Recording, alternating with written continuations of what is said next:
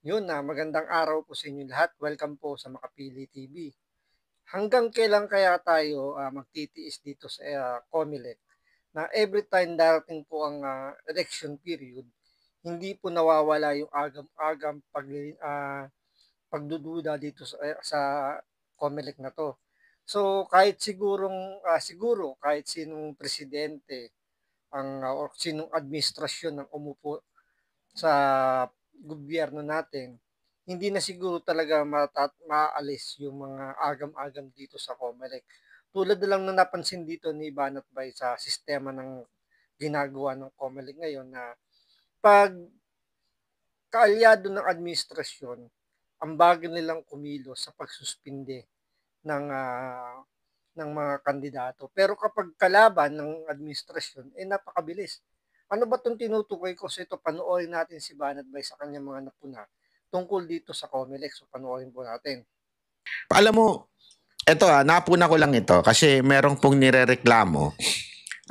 Nagtataka lang kasi ako, ang tindi ng, kung maaalala ninyo, speaking of this election, naalala nyo yung ang bilis na ma-disqualify ng kalaban ni Romualdez, ni Martin, sa pagiging congressman. May kalaban siya na maka-Duterte. Ang bilis ma-disqualify. Di ba? Agad-agad, inaksyonan ng COMELEC. Disqualify yung ano na yun, yung tao na yun. Mantakin mo yun, ha, mga kababayan. Ang bilis ma-disqualify. Pero, meron isang napaka-obvious na dapat sana na-disqualify na ay hindi pa ma-disqualify. Bakit? Ito, meron nagdemanda dito. Kanino po yan? Kayan po ay kay Madam Janice Degamo. Sino po ba si Janice Degamo? Oh. Si Janice Degamo po, na dinemanda ay siya po ay municipal mayor ng Pamplona, Negros Oriental. Okay, siya po ay mayor ngayon. Incumbent ika nga, second district. Okay? Siya po ay second district ng Negros Oriental. Mayor siya ng Pamplona. Pero ngunit natapat subalit, siya po ngayon ay tumatakbo na representative, congressman ng third district. Sandali. Tumatakbo kang third district. Pero ngayon, ikaw ay mayor nitong second district. Kasi tinanong ko ito Sabi ko, di ba halimbawa sa Maynila, second district, third district, fourth district, isa mayor niyan. Sa probinsya, hindi kasi. Okay? Sa probinsya, dahil nga sa malawak, hiwalay po ang bawat distrito. Sa second... At ito pa, isa sa sa mga hindi nakakilala rito kay Madam Digamo. Siya po yung asawa po ni Governor Digamo na pinaslang I think last pagkupo pa lang nito ni Bongbong Marcos. So ang pinagbintangan nila rito mastermind daw, di umano, ay si Congressman Arnie Tevez. Ngayon, itong si Tevez, nakasuhan. So lumipad siya ngayon ng Timor-Leste, doon siya ng political asylum. Ngayon, yung distritong tatakbuhan nito ni Madam Digamo, ito yung distritong iniwanan ni Congressman Arnie Tevez. So, parang lumalabas dito, kaya tumatakbo itong si Madam Digamo doon sa distrito ni Arnie Tevez, dahil yung mga negosyong, may kinalaman sa gambling, mga loto-loto na parang gano'n yata yung loteng. So, planong kunin. Yan daw yung istorya. Kaya, kumbaga yung pagkaka tegi, yan, para di tayo yung pagkakategi ni Governor Digamo, ipinaako o itinuro si Arnie Tevez para mabura sa Negros yung mga Tevez at makakuha nito ni Madam Digamo yung pwesto. Kumbaga ito parang may may basbas ni Speaker Romualdez kasi parang ganun yung pinakakwento niyan. Kaya parang mainit sa kanila yung distrito na yan. Kaya ang ginawa, pinatakbo itong si Madam Digamo para maging congressman dyan sa distrito ni Tebes. Pero yung unang sinasabi ni Banat Bay nga, yung nakalaban ni Romualdez doon sa Leyte, biglang disqualified. Ang pinaka-reason, pinaka-grounds bakit disqualify, dahil hindi daw siya residente doon sa distritong tinatakbuhan nung congresswoman na yon na distrito ni Romualdez. Same thing dito kay Digamo na kumbaga dito hindi naman niya, sabi nga ni Batwade, District 2 itong si Digamo, pero ang tatakbuhan niyang congressman is District 3. So same thing doon kay sa nakalaban ni Romualdez. So technicality dapat ang yung naging grounds. Pero dito bakit hanggang ngayon hindi pa rin to dinidismiss ng COMELEC. So kaya yung pagdududa nandoon. Yun yung pinaka punto ni Banat Bay. Sa 2nd District ng Negros Oriental, ang mayor diyan ay si Digamo. Pinadidisqualify ni Remar D. Bachiller. Hindi ko alam kung tamang pag-pronounce ko nito ha. Yan nakasasulat dyan. Ni Remar Bachiller. Okay? Pinapadisqualify niya si Janice Digamo kasi nga po, bakit siya tumatakbong congressman ng 3rd District pero mayor siya ng 2nd District?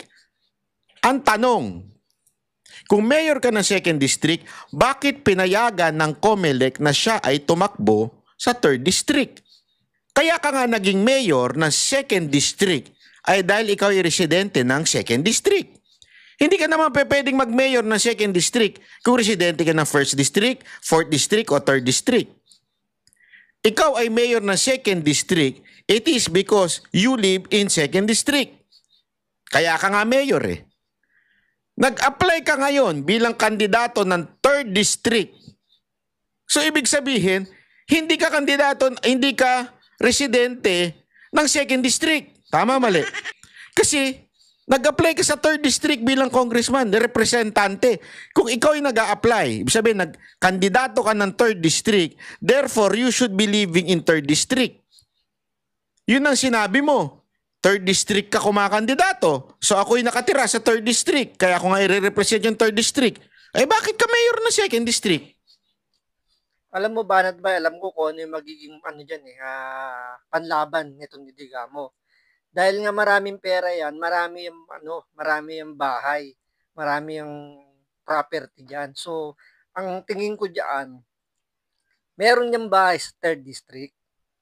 So, since dahil nga gusto nilang makuha yung distrito na yan na dating hawak ni Arnie Tebes, pinalalabas nila ngayon dito na residente rin siya may bahay din sila dyan sa District 3. Kaya nga dapat dyan, ang ginawa nila dyan, dapat i-withdraw nila kung saan sila, kumbaga, kung mayor ka ng District 2, dapat hindi ka kagad pwedeng tumakbo sa kahit na anong distrito. Kailangan magkaroon ka muna dyan ng residency talaga na kailangan i-declare mo yung pinaka-address mo na bago, kahit mga 1 year siguro, mga ganun. 'Di ba? Parang sa mga varsity ng eskwelahan, 'di ba? May residency. Pag ikaw ay galing sa ibang eskwelahan, transfer ka sa new school at doon ka maglalaro, hindi ka agad palalaro agad-agad sa liga. So kailangan mo muna mag-seek ng residency. So same thing dapat ang ginawa dito. Pero ang nangyayari parang hindi yata 'yun ang kino-consider ng COMELEC dito kay Digamo. Parang nangyayari rito, parang kinakampihan pa rito ng COMELEC si Digamo dahil ang sinasabi may bahay din siya sa District 3. So residente siya doon. So qualified siya para tumakbong congressman doon sa district na 'yon. So, doon pa lang, ayan, ang laking discrepancy na po. Bakit kanyo? Di ba? Isipin mo yun ha. Isipin mo na mabuti. Ikaw ay mayor ng 2nd District. Bakit pinayagan ng COMELEC na tumakbo ka ang 3rd District congressman? Comelec, ang bilis ninyong i-disqualify yung kalaban ni Romualdez. Pero ito, pinapayagan ninyo. Sasabihin nyo, bakit wala kasi nagre-reklamo? Hindi kailangan ireklamo yan. The fact na tinanggap nyo yung COC niya, parang sinasabi nyo, okay, ikaw ay residente ng 3rd District, therefore you can run as a congressman. Ngayon, maaaring sabihin ngayon ng Comelec, talaga naman na siya ay nakatira sa 3rd District, siya po ay rehistrado ng 3rd District. Dapat managot ang DILG. Bakit? Bakit may mayor kayo na nakatira sa 3rd District?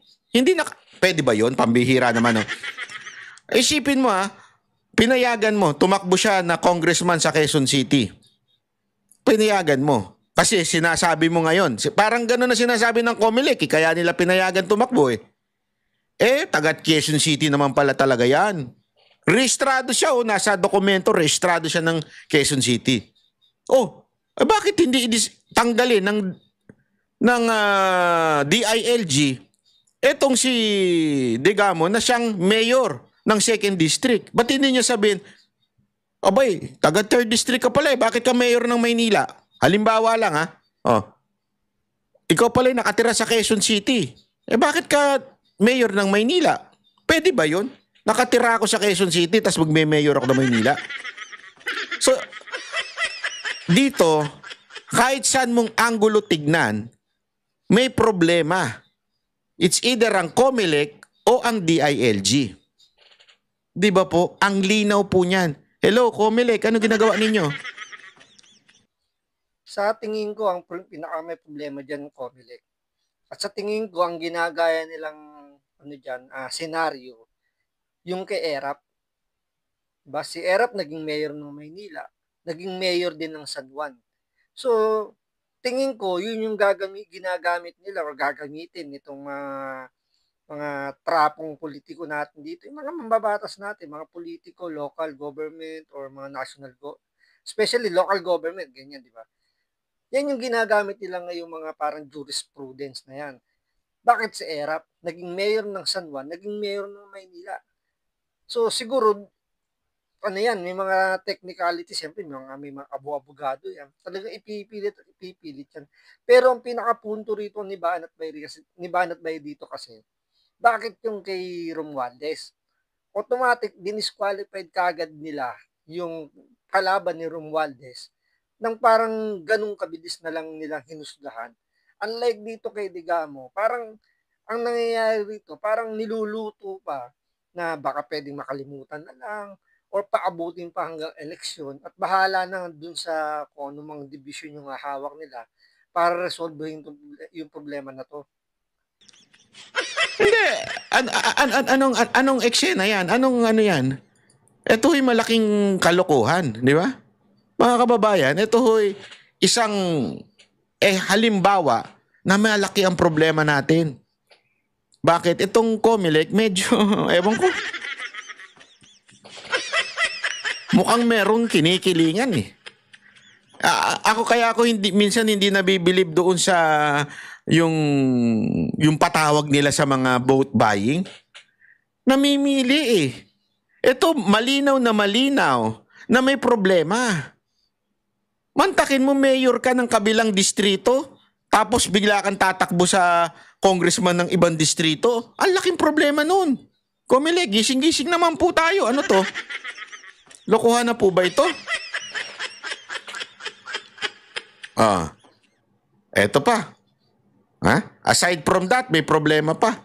Naalala niyo yung kay Abby Binay? Yung kay Abby Binay na ina-announce niya yung kanyang kasamang congressman na si Zamora. Ina-announce niya, maraming pera yan, mayaman yan. Diba? In-announce niya yun sa stage. Mantakin mo, a-announce mo yun, pero hindi ka pinapatawag. Yung iba, allegation nga lang Allegation lang na merong vote buying nagaganap, na namimigay ng pera si ganitong kandidato. Allegation pa lang yun. Etong kay Abby Binay, may video po na sinasabi niya na ito si Zamora ay mayaman, may pera yan. Oh. Yan po ay sandali. Parang nang-aakit. Iba po yung ano niya doon, yung punto niya doon sa sinasabi niyang yun. Nang-aakit to. Para bagang sinasabing, yes, maybe it's not literally giving, pero sinasabi niya doon sa mga tao. Di ba? So may problema tayo dyan. Bakit hindi man lang, again, I'm not saying guilty si Abby Binay. But, bakit hindi man lang siyang ipatawag? Di ba? Ano, Comelec, namimili kayo dahil nasa alyansa sa? Ako nga na, ako dun sa isipin nyo to mga taga Makati in-announce niya din dun, sinabi niya doon sa rally na yon na kaya siya tumatakbo dyan sa Senado, it's not really for the country. It's not for nation. Kaya siya tumatakbo doon para meron daw kayong representante, kayong mga taga Makati, diyan sa Senado. Aba, hindi yan ang trabaho ng senador. Kung gusto mo magkano ng representante sa legislative branch, abay mag-congressman ka o congresswoman. Kasi feeling dito ni Abby Binay, kaya nawala sa kanila yung mga parte ng Makati na napunta sa Taguig dahil binraso to ng mga Cayetano. Kasi si Alan Peter Cayetano, asawa niya yung mayor ng Taguig, dahil nga nasa Senado si Alan Peter Cayetano. Feeling ni Abby Binay, inimpluwensyahan ni Senator Cayetano. Siyempre, dalawang Cayetano yun nandun sa Senado, di ba? Magkapag si Pia at si Alan. So, feeling ni Abby Binay na impluwensyahan yung korte para ibigay sa Taguig yung mga dating Pembo, Sembo doon sa Makati. So, lumiit yung hawak na area. Siyempre, nabawasan din yung botante. Kasi yung botante ng tinanggal sa Makati, yun yung halos bumubuhay tuwing eleksyon sa mga Binay. Kaya ngayong darating na eleksyon na to, kung may ibang tatakbong mayor doon sa Makati, posibleng matalo pa yung mga Binay. Kasi yung mga naiwan na mga botante doon is yung mga yung mga hindi umaasa sa mga ayuda, mga sabihin natin mga upper class, 'di ba? Yung mga medyo may mga kaya sa buhay na hindi nangangailangan ng ayuda. Yung mga nawala sa kanila, yun yung mga nangangailangan ng ayuda na hindi na nila makukuha ngayon yung boto. Kaya napaka-importante yun sa Makati. Kaya ang naging main goal dito ni Binay, kaya siya tumakbong senador, nagbabakasakali siya na magaya niya yung ginawa ng mga Cayetano at mabawi nila uli yung mga nawalang pwesto, nawalang area nila doon sa Makati. O congresswoman ka. Hindi yung tatakbo ka sa Senado at ang sasabihin mo, you want to represent Makati? Tapos ayaw niyong bitawan? Imantakin mo yung asawa niyang tumatakbong mayor ngayon. Ang kalaban yung kapatid. Ganyan sila kagulo sa mga Binay. Tapos, etong si Nancy Binay, ayaw naman din mag-giveaway kay Abby Binay. Di ba? Doon sa asawa niya. Ano ginawa ng asawa niya? Nakalagay yung pangalan na Abby doon sa poster. Mantakin mo, tumatakbo kang mayor, kalalaki mong tao, gagamitin mo pangalan yung asawa mo. May tawag doon sa Japan. Yung may mga tato. Yeah? Magtago ka sa palda ng asawa mo. I mean, ng palda, not literal I mean, magtago ka doon sa pangalan ng asawa mo. Di ba? Ilalagay mo pangalan mo, Abby. Kasi yung mga tao para ma-recall, asawa yan ni Abby Binay, yung mayor natin. Kahiya-hiya.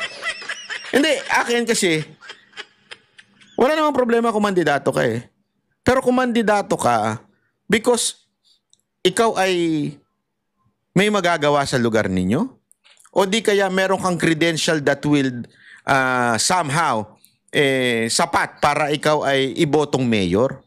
Kasi yung credential mo, hindi credential ng asawa mo. Pambihirang buhay, oo. Kaya kayo natatalo